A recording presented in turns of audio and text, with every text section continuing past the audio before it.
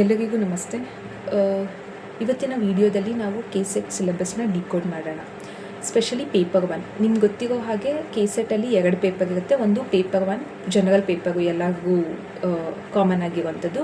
Paper 2 subject oriented. ಈಗ optional English ಆಗಿರ್ಬೋದು, optional Kannada ಆಗಿರ್ಬೋದು, economics, commerce, computer science base ಮೇಲೆ ಸಬ್ಜೆಕ್ಟ್ ಓರಿಯೆಂಟೆಡ್ ಪೇಪರ್ ಆಗಿರುತ್ತೆ. ಇನ್ನೊಂದು ಪೇಪರ್ ಏನು ಅಂತಂದರೆ ಜನರಲ್ ಪೇಪರ್. ಸೊ ನಿಮಗೆ ಗೊತ್ತಿರೋ ಹಾಗೆ ಕೆಸೆಟ್ ಪರೀಕ್ಷೆ ಅಂತ ಬಂದಾಗ ಈ ಒಂದು ವಿಡಿಯೋದಲ್ಲಿ ನಾನು ನಿಮಗೆ ಸಿಲೆಬಸ್ ಏನೇನಿರುತ್ತೆ, ಹಾಗೆಯೇ ಯಾವ ರೀತಿ ಫಸ್ಟ್ ಮೊದಲನೇ ಸ್ಟೆಪ್ ಏನಿಡಬೇಕು ಅಂತ ನಾನು ಈ ಒಂದು ವಿಡಿಯೋದಲ್ಲಿ ಗೈಡ್ ಮಾಡ್ತೀನಿ. ಮೊದಲನೇದಾಗಿ ನೀವು ತಿಳ್ಕೊಳ್ಬೇಕಾಗಿರೋ ವಿಚಾರ ಏನು ಅಂತಂದರೆ ಸಿಲೆಬಸ್. ಸೊ ಸಿಲೆಬಸ್ ಗೊತ್ತಿದ್ರೇ ನಿಮಗೆ ಕೆಸೆಟ್ಟಲ್ಲಿ ಕ್ವಾಲಿಫೈ ಆಗೋದು ಈಸಿ. ಏನಕ್ಕೆ ಅಂತಂದರೆ, ಈಗ ಸಿಲೆಬಸ್ ಗೊತ್ತಿಲ್ಲದೇ ಡೈರೆಕ್ಟಾಗಿ ನೀವು ಬರೀತೀನಿ ಎಲ್ಲ ನನಗೆ ಜನರಲ್ ನಾಲೆಡ್ಜ್ ಗೊತ್ತಿದೆ ಅಂತ ಹೋದರೆ ತುಂಬ ಕಷ್ಟಪಡಬೇಕಾಗುತ್ತೆ. ಏನಕ್ಕೆ ಅಂತಂದರೆ, ನಮಗೆ ಇವಾಗ ಗೊತ್ತು ಈಗಿನ ಟೈಮಲ್ಲಿ ತುಂಬ ಎಕ್ಸಾಮಿನೇಷನ್ಸ್ ಕಾಲ್ ಆಗ್ತಿದೆ.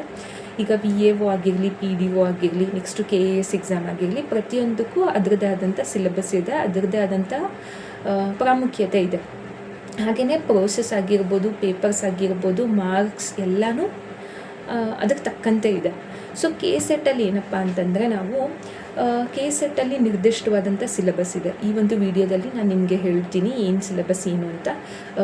ಇಂಟರ್ನೆಟ್ಟಲ್ಲೆಲ್ಲ ಗೊತ್ತಿದೆ ನಿಮಗೆ ಸಿಲೆಬಸ್ಸು. ತಕ್ಷಣ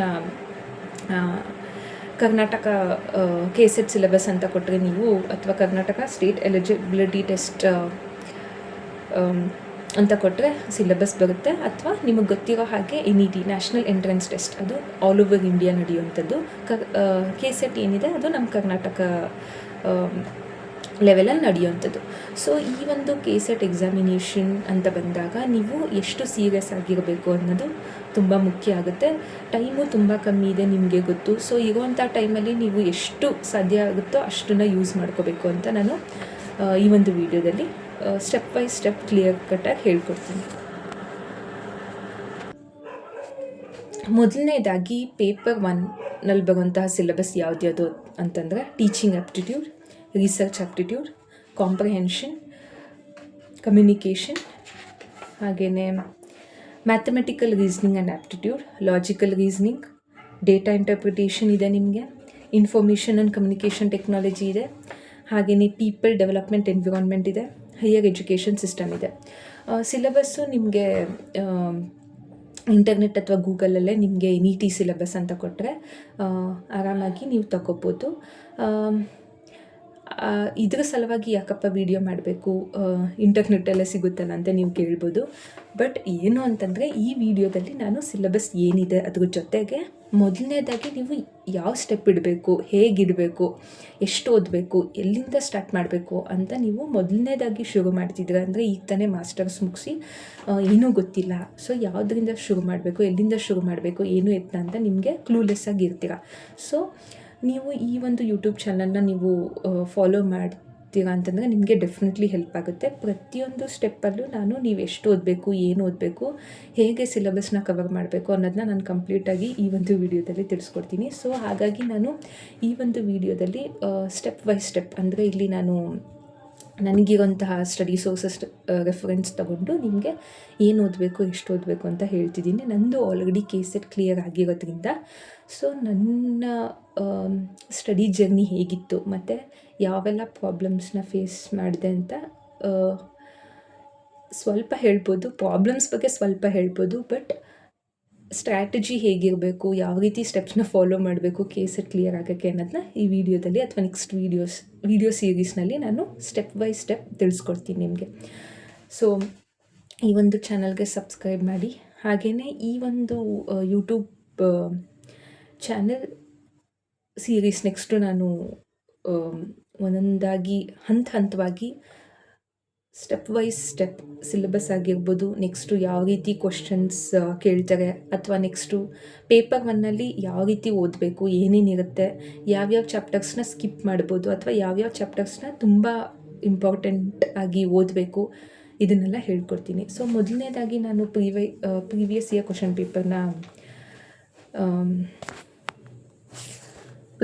ಕ್ವಶನ್ ಪೇಪರ್ನ ನೀವು ಫಸ್ಟ್ ಆ್ಯಂಡ್ ಫಾರ್ಮೋಸ್ಟು ಸಿಲೆಬಸ್ ಆಗ್ತಿದ್ದಂಗೆ ನೀವು ನೆಕ್ಸ್ಟ್ ಬರೋಂಥದ್ದೇ previous year question papers. So previous year question papers ಅಂತ ನಿಮಗೆ ಮೈಂಡಲ್ಲಿ ಬಂದಾಗ ನೀವು ಇದಕ್ಕಿಂತ ಮುಂಚೆ ಫಸ್ಟು ಸಿಲೆಬಸ್ ಅಂತ ನಾನು ಏನು ಹೇಳಿದೆ ನೀವು ನೋಡ್ಬೋದು. ಟೋಟಲ್ ಆಗಿ 10 ಯೂನಿಟ್ಸ್ ಇದೆ. ಸೊ ಈ 10 ಯೂನಿಟ್ಸಲ್ಲಿ ನೀವು ಪ್ರತಿಯೊಂದು ಯೂನಿಟ್ಗೂ ಇಂಪಾರ್ಟೆನ್ಸ್ ಕೊಡಲೇಬೇಕು. ಓಕೆ, ನಾನು ಟೀಚಿಂಗ್ ಆಪ್ಟಿಟ್ಯೂಡ್ ಓದ್ತೀನಿ, ಕಮ್ಯುನಿಕೇಷನ್ ಬಿಟ್ಬಿಡ್ತೀನಿ ಅಂತಂದರೆ ಅದಾಗಲ್ಲ. ಪ್ರತಿಯೊಂದು ಯೂನಿಟ್ಗೂ ಅದರದ್ದೇ ಆದಂಥ ಪ್ರಾಮುಖ್ಯತೆ ಇದೆ. ಸೊ ಪ್ರತಿಯೊಂದು ಯೂನಿಟ್ಗೂ ನೀವು ಇಂಪಾರ್ಟೆನ್ಸ್ ಕೊಡಬೇಕು.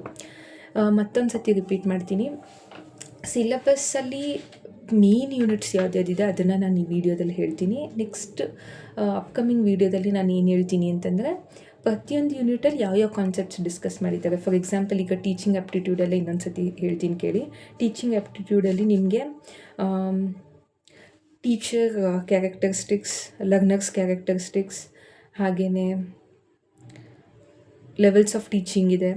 ಹಾಗೆಯೇ ಇಲ್ಲಿ factors affecting teaching related to teacher, learner, support material, instructional facilities, learning environment, institution, ಹಾಗೆಯೇ Swayam Prabha, traditional, modern, ICT based teaching support system ಇವೆಲ್ಲ ನೋಡ್ಬೋದು ನೀವು. ಹಾಗೆಯೇ ಇಲ್ಲಿ ನೀವು ಕಮ್ಯುನಿಕೇಷನ್ ಅಂತ ಬಂದರೆ ನಿಮಗೆ verbal communication, non verbal communication, ಹಾಗೆಯೇ ಕ್ಯಾರೆಕ್ಟರಿಸ್ಟಿಕ್ಸ್ ಆಫ್ ಕಮ್ಯುನಿಕೇಷನ್ನ ಕೇಳ್ತಾರೆ. ಹಾಗೆಯೇ ಇಲ್ಲಿ ಇನ್ನೊಂದು ಬ್ಯಾರಿಯರ್ಸ್ ಟು ಎಫೆಕ್ಟಿವ್ ಕಮ್ಯುನಿಕೇಷನ್ ಆಗಿರ್ಬೋದು, ಮಾಸ್ ಮೀಡಿಯಾ ಆ್ಯಂಡ್ ಸೊಸೈಟಿ ಇದೆಲ್ಲ ಆಗಿರ್ಬೋದು. ಪ್ರತಿಯೊಂದು ಯೂನಿಟ್ ಕೂಡ ತುಂಬ ಇಂಪಾರ್ಟೆಂಟ್. ಹಾಗೆ ಮೆಂಟಲ್ ಅಬಿಲಿಟಿ ಅಥವಾ ಲಾಜಿಕಲ್ ರೀಸನಿಂಗ್ಗೆ ತುಂಬ ಜನ ಕೆಲವ್ರಿಗೆ ಇದೇ ಮ್ಯಾಥ್ಸೇ ಕಷ್ಟ ಅನಿಸ್ಬೋದು, ಬಟ್ ರೆಗ್ಯುಲರಾಗಿ ಪ್ರಾಕ್ಟೀಸ್ ಮಾಡಿದ್ರೆ ಇದೇನೂ ಕಷ್ಟ ಆಗೋಲ್ಲ. ಇನ್ನೊಂದು ಸತಿ ನಾನು ಮೇಯ್ನಾಗಿ ಏನೇನು ಕೇಳ್ತಾರೆ ಅಥವಾ ಮೇನ್ ಯಾವುದಿದೆ ಅಂತ ನಾನು ಹೇಳ್ತೀನಿ. ಟೀಚಿಂಗ್ ಆಪ್ಟಿಟ್ಯೂಡ್ ಇದೆ, ರಿಸರ್ಚ್ ಆಪ್ಟಿಟ್ಯೂಡ್, ಕಾಂಪ್ರಿಹೆನ್ಷನ್ ಇದೆ, communication, mathematical reasoning and aptitude, logical reasoning, data interpretation, information and communication technology, people development and environment, higher education system. So ಮೊದಲನೇದಾಗಿ ನೀವು ಮಾಡಬೇಕಾಗಿರುವಂಥ ಕೆಲಸ ಏನು ಅಂತಂದರೆ, ನಾಳೆನೇ ಹೋಗಿ ಸಿಲೆಬಸ್ ಕಾಪಿನ ಹಾರ್ಡ್ ಕಾಪಿ, ಸಾಫ್ಟ್ ಕಾಪಿ ಬೇಡವೇ ಬೇಡ, ಹಾರ್ಡ್ ಕಾಪಿನ ಒಂದು ಪ್ರಿಂಟೌಟ್ ತೆಗೆಸ್ಕೊಂಡು ಇಟ್ಕೋಬೇಕು.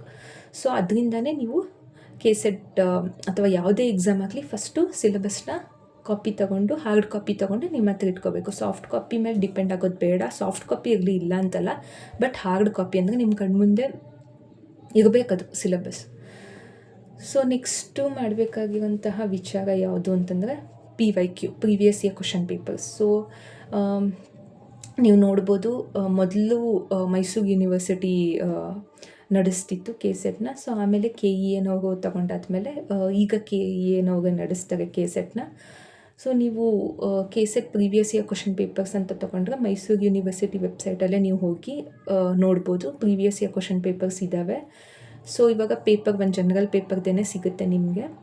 ಹಾಗೆಯೇ ಸಬ್ಜೆಕ್ಟ್ ಓರಿಯೆಂಟೆಡ್ ಪೇಪರು ಇರುತ್ತೆ. ಸೊ ಏನು ಮಾಡಬೇಕು ಅಂತಂದರೆ, ಮಿನಿಮಮ್ 5-6 ವರ್ಷದ ಪ್ರೀವಿಯಸ್ ಇಯರ್ ಕ್ವಶನ್ ಪೇಪರ್ಸ್ನ ನೀವು ನೀಟಾಗಿ ಒಂದು ಕಡೆಯಿಂದ ಜನರಲ್ ಪೇಪರ್ನ ಪ್ರಿಂಟೌಟ್ ತೊಗೊಂಡು ಇಟ್ಕೊಳ್ಳಿ ಅಂತ ನಾನು I would suggest you. So next ಏನು ಅಂತ ಬಂದರೆ, ಮೊದಲನೇದಾಗಿ ಸಿಲೆಬಸ್ಸು, ನೆಕ್ಸ್ಟು PYQ ಅಥವಾ previous year question papers. So ಈ ಒಂದು ವಿಡಿಯೋದಲ್ಲಿ ನೀವು ಮೊದಲನೇದಾಗಿ ನಾನು ಹೇಳುವಂತಹ 5 ಸಿಂಪಲ್ ಸ್ಟೆಪ್ಸ್ನ ಫಾಲೋ ಮಾಡಬೇಕು. ಮೊದಲನೇದಾಗಿ ಸಿಲೆಬಸ್ ಹಾರ್ಡ್ ಕಾಪಿನ ನೀವು ತಗೋಬೇಕು. ಸೊ ನೆಕ್ಸ್ಟು ಏನು ಮಾಡಬೇಕು ಅಂತಂದರೆ, ನೀವು PYQ ಪ್ರೀವಿಯಸ್ ಇಯರ್ ಕ್ವಶನ್ ಪೇಪರ್ಸ್ನ ನೀವು ನೀಟಾಗಿ ಪ್ರಿಂಟೌಟ್ ತೊಗೋಬೇಕು. ಇನ್ನೊಂದು ನಾನು ಹೇಳೋಕ್ಕೆ ಇಷ್ಟಪಡ್ತೀನಿ ಏನು ಅಂತಂದರೆ, ಎಜುಕೇಷನ್ ಅಥವಾ ಓದಿಗೆ ಹಾಕೋವಂಥ ಹಣ ಅಥವಾ ಬುಕ್ಸ್ಗೆ ನಾವು ಇನ್ವೆಸ್ಟ್ ಮಾಡೋವಂಥ ದುಡ್ಡು ಯಾವತ್ತೂ ವೇಸ್ಟ್ ಆಗೋಲ್ಲ. ಎಜುಕೇಷನ್ ಅನ್ನೋದಾಗಲಿ ಅಥವಾ ನಾಲೆಡ್ಜ್ ಅನ್ನೋದಾಗಲಿ ನಮ್ಮನ್ನ ಒಂದಲ್ಲ ಒಂದು ದಿನ ಕಾಪಾಡುತ್ತೆ ಅಥವಾ ನಮ್ಮ ಕೈ ಹಿಡಿಯುತ್ತೆ ಅಂತ ಹೇಳ್ಬೋದು. ಸೊ ಮೊದಲನೇದಾಗಿ ನೀವು ಸಿಲೆಬಸ್ ಕಾಪಿನ ತಗೋಬೇಕು. ಹಾಗೆಯೇ PYQ ಅಥವಾ ಪ್ರೀವಿಯಸ್ ಇಯರ್ ಕ್ವಶನ್ ಪೇಪರ್ಸ್ನ ನೀವು ನೀಟಾಗಿ ಇಯರ್ ವೈಸ್ ಕೊಟ್ಟಿರ್ತಾರೆ. ಸೊ ಇಯರ್ ವೈಸಲ್ಲಿ ಹೋಗಿ ನೀವು ಪ್ರೀವಿಯಸ್ ಇಯರ್ ಕ್ವಶನ್ ಪೇಪರ್ನ ಕಲೆಕ್ಟ್ ಮಾಡ್ಕೋಬೋದು. ಸೊ ನೆಕ್ಸ್ಟು ಯಾವುದು ಹೇಳೋಕ್ಕೆ ಇಷ್ಟಪಡ್ತೀನಿ ಅಂತಂದರೆ, ಮೂರನೇದಾಗಿ ಯಾವ ಒಂದು ಸ್ಟೆಪ್ ನೀವು ಫಾಲೋ ಮಾಡಬೇಕು ಅಂತ ಹೇಳ್ತೀನಿ. ಟೈಮ್ ಮ್ಯಾನೇಜ್ಮೆಂಟ್ ಅಥವಾ ಟೈಮ್ ಟೇಬಲ್. ಇಲ್ಲಿ ನೀವು ನಿರ್ದಿಷ್ಟವಾದಂಥ ಟೈಮ್ ಟೇಬಲ್ನ ಹಾಕ್ಕೊಂಡ್ರೆ ನಿಮಗೆ ತುಂಬಾ ಹೆಲ್ಪ್ ಆಗುತ್ತೆ. ಟೈಮ್ ಟೇಬಲ್ ಇಲ್ಲದೆ ಓದ್ತೀವಿ ಅನ್ನೋರು ಇದ್ದಾರೆ, ಇಲ್ಲ ಅಂತಲ್ಲ. ಆದರೆ ಟೈಮ್ ಟೇಬಲ್ ಇಟ್ಕೊಂಡು ಓದಿದ್ರೆ ತುಂಬಾ ಹೆಲ್ಪ್ ಆಗುತ್ತೆ. ಅಂದರೆ ಇವಾಗ ಕೆಲವರು ತುಂಬ ಲೇಟ್ ನೈಟ್ ಓದ್ತಾರೆ, ಮಾರ್ನಿಂಗು ಕೆಲಸ ಮಾಡೋರು ಇರ್ತಾರೆ, ಕೆಲಸದಿಂದ ಅಥವಾ ವರ್ಕ್ ಮುಗಿಸಿ ಓದೋರು, ಸ್ಟಡೀಸ್ ಮೇಲೆ ಫೋಕಸ್ ಮಾಡೋರು ಇರ್ತಾರೆ, ಅಥವಾ ಇಡೀ ದಿನ ಸ್ಟಡೀಸ್ ಮೇಲೇ ಫೋಕಸ್ ಮಾಡೋರು ಇರ್ತಾರೆ, ಅಥವಾ ಇಡೀ ದಿನದ ಟೈಮ್ ಏನಿದೆ ಬರೀ ಸ್ಟಡೀಸಲ್ಲೇ ಕಳೀತಾರೆ. ಇಲ್ಲಿ ನೀವು ಮಾಡಬೇಕಾಗಿರೋಂಥದ್ದು ಏನು ಅಂತಂದರೆ, ನೀವು ಕೆಲ್ಸಕ್ಕೆ ಹೋಗಲಿ ಬಿಡಲಿ, ಅಥವಾ ಮನೆಯಲ್ಲೇ ಇದ್ಕೊಂಡು ಓದ್ತೀರಾ, ಅಥವಾ ಕೆಲ್ಸಕ್ಕೆ ಹೋಗೇ ಓದ್ತೀನಿ, ಅಥವಾ ಇಲ್ಲ ಕೆಲಸಕ್ಕೆ ಹೋಗ್ತಿಲ್ಲ ನಾನು, ಸೊ ಮನೇಲೇ ಕೂತ್ಕೊಂಡು ಓದ್ತಿದ್ದೀನಿ ಅನ್ನೋರಾದರೂ ಸರಿ, ಅಥವಾ ಈಗ ತಾನೇ ಮಾಸ್ಟರ್ಸ್ ಮುಗಿಸಿ KCET ಎಲ್ಲ ಕ್ಲಿಯರ್ ಆದಮೇಲೆ ಆಮೇಲೆ ವರ್ಕ್ ಮಾಡ್ತೀನಿ ಅನ್ನೋ ಮೈಂಡ್ಸೆಟ್ ಇದ್ದರೂ ಸರಿಯೇ. ಇವಾಗಿನ ಟೈಮ್ ಏನಿದೆ, ನೀವು ಕೆಲವರು ತುಂಬ ಲೇಟ್ ನೈಟಾಗಿ ಓದ್ತಾರೆ, ತುಂಬ ಲೇಟ್ ನೈಟ್ ಸ್ಟಡೀಸ್ ಇರುತ್ತೆ, ಇನ್ನು ಕೆಲವರು ಅರ್ಲಿ ಮಾರ್ನಿಂಗ್ ಎದ್ದು ಓದ್ತಾರೆ. ಸೊ ನಿಮಗೆ ಇಂಡಿವಿಜುವಲ್ ಆಗಿ ನಿಮಗೆ ಯಾವುದು ಟೈಮ್ ತುಂಬ ಸೂಟೇಬಲ್ ಆಗುತ್ತೆ ಆ ಒಂದು ಟೈಮ್ನ ಆರಿಸ್ಕೊಳ್ಳಿ ಅಂತ ನಾನು ಹೇಳ್ತೀನಿ. ನಿರ್ದಿಷ್ಟವಾಗಿ ಈಗ ನೀವು ದಿನದಲ್ಲಿ ನನ್ನ ಪ್ರಕಾರ ಒಂದು 7ರಿಂದ 8 ಅವರ್ಸ್ ಈ ಒಂದು ಪ್ರೈಮ್ ಟೈಮಲ್ಲಿ ನೀವು ಕೊಟ್ಟರೆ ಮಾತ್ರ ಡೆಫಿನೆಟ್ಲಿ ಕ್ಲಿಯರ್ ಆಗುತ್ತೆ ಅಂತ ಹೇಳ್ತಿಲ್ಲ, ಆ ಪಾಸಿಬಿಲಿಟೀಸ್ ಜಾಸ್ತಿ ಇದೆ ಅಂತ ಹೇಳ್ತಿದ್ದೀನಿ. ಅಂತಂದರೆ ನಾನಿಲ್ಲಿ ನಿಮ್ಮನ್ನ ಡಿಸಪಾಯಿಂಟ್ ಮಾಡೋಕ್ಕೆ ಹೇಳ್ತಾ ಇಲ್ಲ, ಸಾಧ್ಯನೇ ಇಲ್ಲ KCET ಕ್ಲಿಯರ್ ಮಾಡೋದು ಅಂತಲೂ ನಾನು ಹೇಳಲ್ಲ. ಪಾಸಿಬಿಲಿಟಿ ಇದೆ, ಡೆಫಿನೆಟ್ಲಿ ಕ್ಲಿಯರ್ ಮಾಡ್ಕೋಬೋದು. ಎಕ್ಸಾಮ್ ಕಷ್ಟ ಇಲ್ಲ ಅಂತ ಹೇಳಲ್ಲ, ಕಷ್ಟ ಇದೆ. ಆದರೆ ನೀವು ಏನು ಮೈಂಡಲ್ಲಿ ಅಂದ್ಕೋಬೇಕು ಅಂತಂದರೆ, ಇರೋವಂಥ ಪ್ರೈಮ್ ಟೈಮ್ ಅಥವಾ ಇರೋವಂಥ ಕಡಿಮೆ ಸಮಯದಲ್ಲಿ ನಾನು ಎಷ್ಟು ಸಾಧ್ಯವಾದಷ್ಟು ಓದಿ ನಾನು ಅಚೀವ್ ಮಾಡ್ತೀನಿ ಅನ್ನೋ ಮೈಂಡ್ಸೆಟ್ ಇದ್ದರೆ ನೀವು ಓದ್ಬೋದು. ಅಂದರೆ ಒಂದು 6 to 7 hours of studies plus 1 hour revision ಅಂತ ಕೊಟ್ಟರೆ, ಈಗ ಇಂಡಿವಿಜುವಲ್ ಮೇಲೆ ಡಿಪೆಂಡು. ಈಗ ಒಬ್ಬರು 5 hour ಓದ್ತೀನಿ ಅನ್ನೋರಿದ್ದಾರೆ, ಅಥವಾ 1 hour ಓದ್ತೀನಿ 1 hour ಸಾಕು ಅನ್ನೋರು ಇದ್ದಾರೆ. ಅಂದರೆ ನೀವು 2 hours ಓದಿ, ಅಥವಾ 1 hour 2 hour 5 hours ಓದಿದ್ರೂ ಏನು ಓದ್ತೀರೋ ಅದು ನಿಮ್ಮ ಮೈಂಡಲ್ಲಿ ಇರಬೇಕು. ಅಂದರೆ ನಮ್ಮ ಹ್ಯೂಮನ್ ಬೀಯಿಂಗ್ಸ್ಗೆ ಏನು ಅಂತಂದರೆ, ನಮಗೆಲ್ಲರಿಗೂ ಇರುವಂಥದ್ದು ತಕ್ಷಣ ಯಾವುದು ನೆನ್ಪಿಟ್ಕೊಳ್ಳೋಕ್ಕಾಗಲ್ಲ, ತಕ್ಷಣ ಮರಿತೀವಿ. So it is natural for us to forget things. So ಈ ಒಂದು ವಿಚಾರವನ್ನು ಅಷ್ಟು ಸೀರಿಯಸ್ಸಾಗಿ ತೊಗೊಳ್ದೆ, ಅಂದರೆ ಹೌದಲ್ವಾ ಮರೆತೋಗ್ತೀವಿ ನಾವು ಅನ್ನೋ ವಿಚಾರನ ಜಾಸ್ತಿ ತೊಗೊಳ್ದೇನೆ, ಹೌದು ನಮಗೆ ನೆನಪಿನ ಶಕ್ತಿ ಚೆನ್ನಾಗಿದೆ, ಚೆನ್ನಾಗಿ ನೆನ್ಪಿಟ್ಕೊಬಲ್ಲೆವು ನಾವು ಅಂತ ಆ ಒಂದು ಮೈಂಡ್ಸೆಟ್ ಇಟ್ಕೊಂಡು ಓದಿದ್ರೆ ನೀವು ಡೆಫಿನೆಟ್ಲಿ ಕ್ಲಿಯರ್ ಮಾಡ್ಬೋದು. ಇವಾಗ ಕೆಲವರು ಬರೀ 2 hours ಓದಿ ಕ್ಲಿಯರ್ ಮಾಡ್ತೇವೆ ಅನ್ನೋರು ಇದ್ದಾರೆ, ಅಥವಾ ತುಂಬ 10 to 12 hours ಅಥವಾ 8 to 10 hours ಓದ್ತೀವಿ ಅನ್ನೋರು ಇದ್ದಾರೆ. ಬಟ್ ನಾನೇನು ಹೇಳೋದು ಅಂತಂದರೆ, ಮಿನಿಮಮ್ ನೀವು ಏನಿಲ್ಲ ಅಂತಂದ್ರೂ 6 to 7 hours ಕೊಡಲೇಬೇಕು ಟೈಮು. ಈಗ ನೀವು ಸಬ್ಜೆಕ್ಟ್ಗೆ ಜಾಸ್ತಿ ಟೈಮ್ ಕೊಟ್ಟು ಪೇಪರ್ 1ಗೆ ಟೈಮ್ ಕಡಿಮೆ ಮಾಡಿದ್ರು ಒಂದು ಹಂತದಲ್ಲಿ ಪರವಾಗಿಲ್ಲ, ನಾನು ಒಪ್ಕೋತೀನಿ. ಅಂತಂದರೆ ಇವಾಗ ನೀವು ಸಬ್ಜೆಕ್ಟ್ ಓರಿಯೆಂಟೆಡ್ಗೆ 5 hours ಕೊಟ್ಟು ಪೇಪರ್ಗೆ 2 hours ಕೊಡ್ತೀನಿ ಅಂತಂದರೂ ಒಂದು ರೀತಿಲಿ ಅದು ಸ್ವಲ್ಪ ಕಡಿಮೆ ಆದಂಗೆ. ಈಕ್ವಲ್ ವೆಯ್ಟೇಜು ಕೊಡ್ಬೋದು, ಇಲ್ಲ ಅಂತಲ್ಲ. ಬಟ್ ಸಮ್ವೇರ್ ನನಗೇನು ಅನಿಸುತ್ತೆ ಅಂತಂದರೆ, 2 ಪೇಪರ್ಸ್ಗೂ ಈಕ್ವಲ್ ಟೈಮ್ ಕೊಡಿ, ತಪ್ಪೇನಿಲ್ಲ. ಆದರೆ 1 hour ಹೆಚ್ಚಿಗೆ ಸಬ್ಜೆಕ್ಟ್ ಓರಿಯೆಂಟೆಡ್ ಮೇಲೆ ಕೊಡಿ ಅಂತಲೇ ನಾನು ಹೇಳ್ತೀನಿ.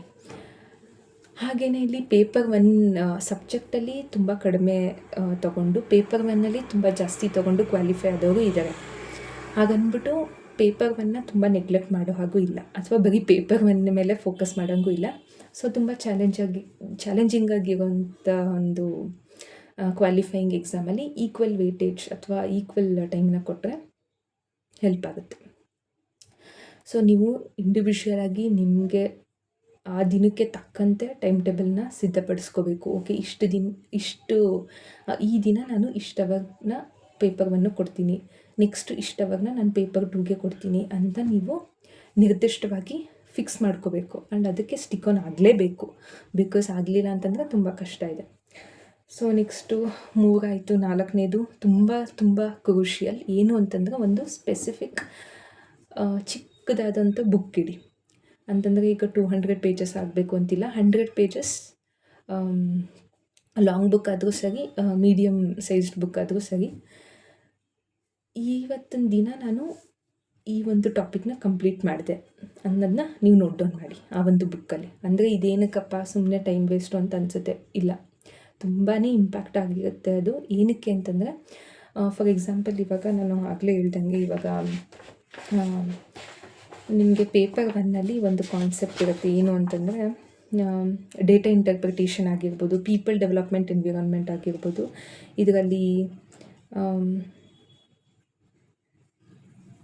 ನಿಮಗೆ ಎನ್ವಿರಾನ್ಮೆಂಟಲ್ ಇಶ್ಯೂಸ್ ಅಂತ ತಗೊಳ್ಳಿ. ಸೊ ಈಗ ನಾನು ಈ ಒಂದು ದಿನ ಎನ್ವಿರಾನ್ಮೆಂಟಲ್ ಇಶ್ಯೂಸ್ ಕವರ್ ಮಾಡಿದೆ, ಅಥವಾ ಈ ಒಂದು ದಿನ ನಾನು ರಿಸರ್ಚ್ ಆಪ್ಟಿಟ್ಯೂಡಲ್ಲಿ ಒಂದು ಹಿಸ್ಟಾರಿಕಲ್, ಕ್ವಾಲಿಟೇಟಿವ್, ಡಿಸ್ಕ್ರಿಪ್ಟಿವ್, ಎಕ್ಸ್ಪೆರಿಮೆಂಟಲ್ ಅಥವಾ ಕ್ವಾಂಟಿಟೇಟಿವ್ ಮೆಥಡ್ಸ್ ಆಫ್ ರಿಸರ್ಚ್ನ ಕಂಪ್ಲೀಟ್ ಮಾಡಿದೆ. ಅಥವಾ ಈ ಒಂದು ದಿನ ನಾನು ಟೇಕ್ ಫಾರ್ ಎಕ್ಸಾಂಪಲ್ ನಾವು ಆಪ್ಷನಲ್ ಇಂಗ್ಲೀಷಲ್ಲಿ ಶೇಕ್ಸ್ಪಿಯರ್ ಲೈಫ್ ಬಗ್ಗೆ ನಾನು ಇವತ್ತು ಓದಿದೆ ಅಂತ ನೀವು ಬರೀತಾ ಹೋಗಿ.